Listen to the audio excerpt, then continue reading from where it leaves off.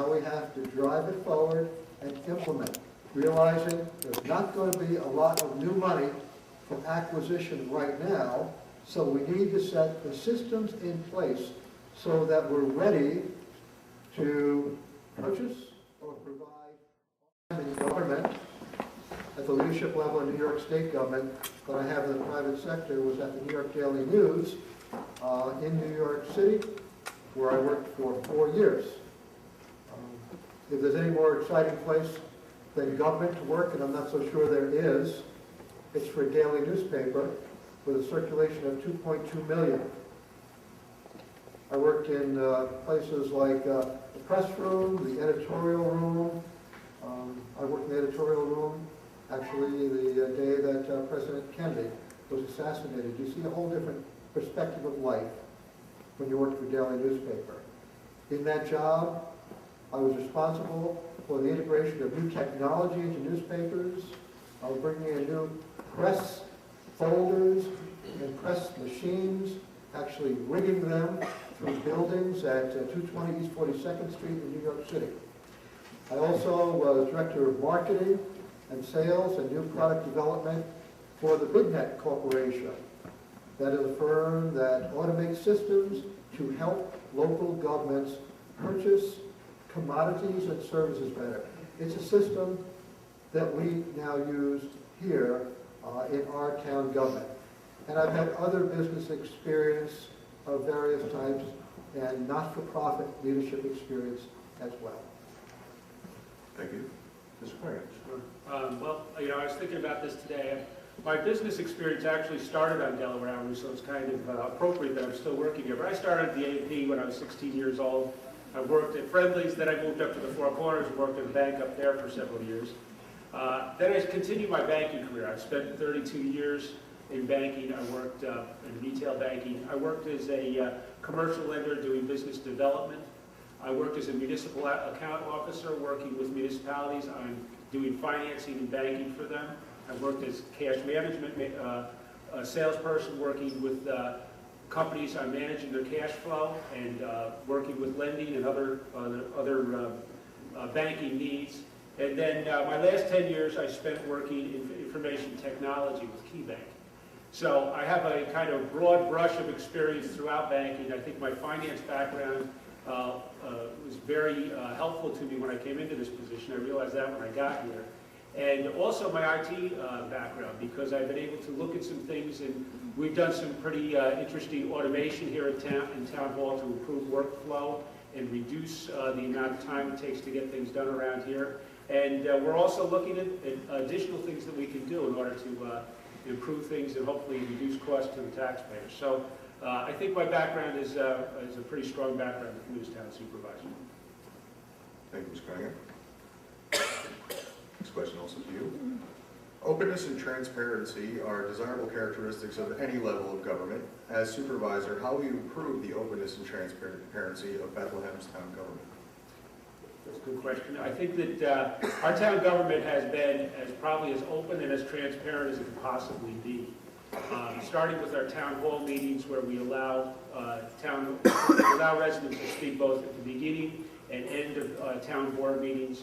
We post our agendas online. We do as much as we can do online. Our budgets are posted.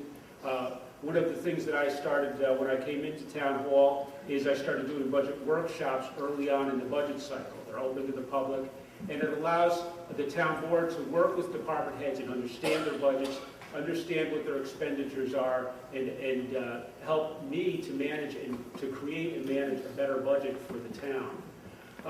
My office is always open. I think that I can't think of anything that's not open to the town or that we don't allow the residents to have access to, unless it's a personnel issue that, of course, we're not allowed to do. But I think that the town government does a very good job of being open with the community. We've been cited as having an excellent website for community access. We have town board minutes online back to the 1970s, I believe. We finally stopped scanning them in and putting them online because we figured people may not be reading them anymore. So, thank you. Thank you. Mr. Messina. I don't think openness and transparency in government happens without taking a very proactive role in encouraging it to happen. I think we could do much more of that in Bethlehem than we've done. Let me give a couple of examples. I have advocated for having half a dozen meetings of the town board in different parts of Bethlehem to encourage people to participate. Because my thinking was, if they joined us at a meeting in Selkirk or South Bethlehem or North Bethlehem, they might then get more involved. The town board has indicated their concerns about logistics. There really are no logistical problems with that. It could be done. All we have to do is pass a resolution to do it. I have said multiple times that we need more information on the agendas we publish so that the people out there that are interested could see more about what our business is rather than a one-liner. That hasn't gone anywhere yet. I've said that we could video tape and show our town board meetings over computer capabilities so people could, at their own convenience, look at our meetings. At one of our recent town board meetings, it was said that that couldn't be done because it cost about $60,000 a year. Mr. Cunningham got back to me a little bit later on and said, well, it appears that that's about $20,000 to $30,000. My research indicates that it could be $4,000 or $5,000 or less. The point is, instead of dismissing these ideas about taking our government to the people, we ought to meet together in a small group, as I suggested, and within 2 or 3 weeks, really find out what we can do, what we should do, and what is cost effective.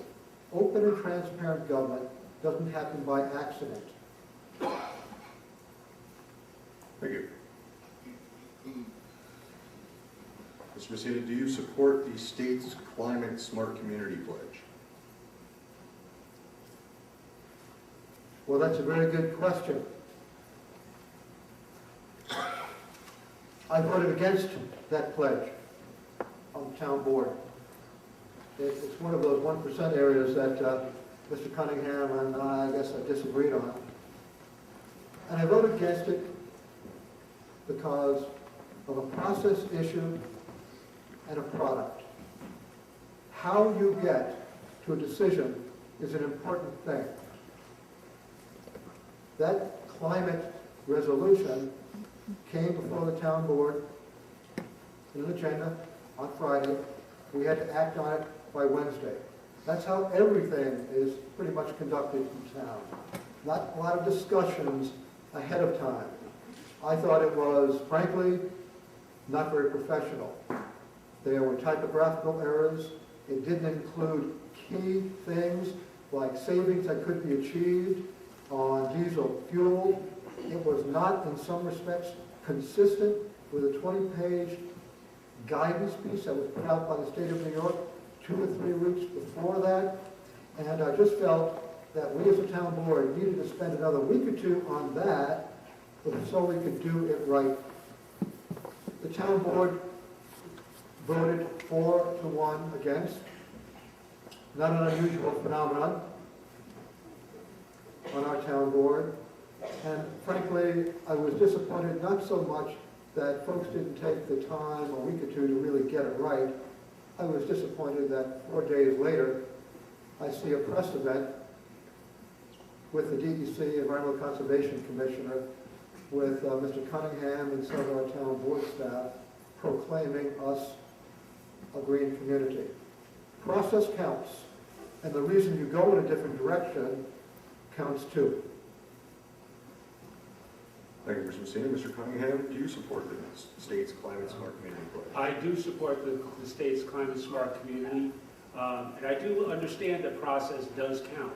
But sometimes we need to be pragmatic also. We can't hold ourselves up due to process. We do have a lot of conversations before town board meetings about items on the agenda, so I don't know where Mr. Messina's been, but the rest of us are talking to one another. And we did talk about this Climate Smart Community initiative, and we determined that it was appropriate to move forward, not with the mandated, or not, I shouldn't say mandated, but with the very constrictive approach that the state put out, but with a kind of a lighter version of it, that was